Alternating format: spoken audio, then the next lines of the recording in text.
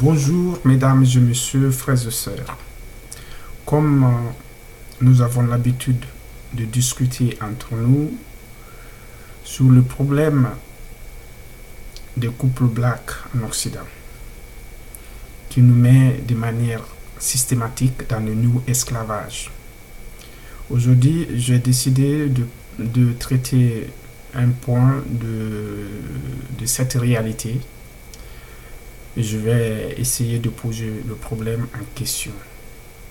Est-ce que les enfants sont mieux dans les structures sociaux ou dans les familles? Quelle est la bonne place pour un enfant? Je pose la question puisque nous savons tous, si je prends l'exemple pour la France, il y a beaucoup d'organismes sociaux qui sont en place pour répondre aux problèmes d'accueil des enfants.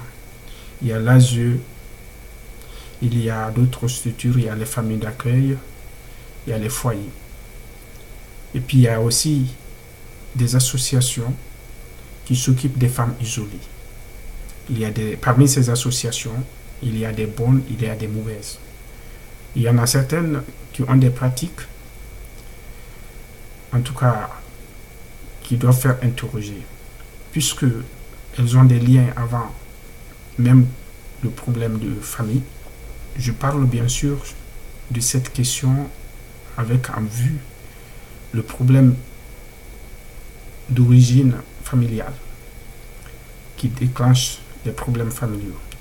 Donc, elles ont des liens avec les femmes dans leur foyer, et quand ces femmes sortent, elles ont des logements qui hébergent ces femmes.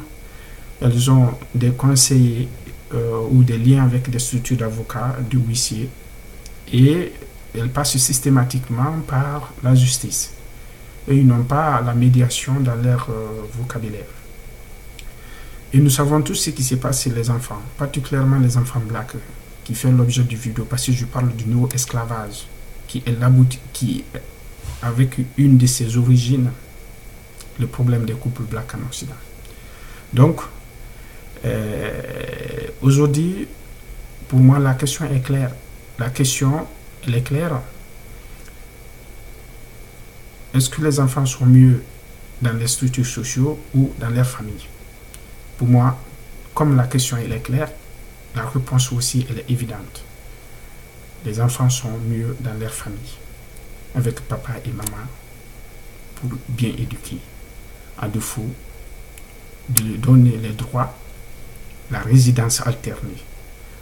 La résidence alternée, je dis bien sûr, parce que quand on regarde les pratiques des juges familiales en France, particulièrement, il y a peu de résidence alternée qui est autorisée. Ils donnent systématiquement les enfants aux mamans, c'est la garde alternée, ce qui veut dire 4 jours de visite de l'enfant chez son père et tout le reste du temps c'est sa maman. Et la plupart du temps, la maman n'est pas bien préparée. Et on connaît le résultat du course. Les enfants finissent dans les centres psychiatriques, dans les prisons, où ils finissent à décrocher à l'école et deviennent des délinquants de la société. Après, on parle de second sens. Au lieu de parler de second sens, nous devons tous réfléchir pour donner la première chance aux enfants, pour qu'ils deviennent des hommes responsables. Donc, je pose la question encore, particulièrement à nos sœurs. Est-ce que vos enfants sont mieux dans les structures sociaux ou dans les familles?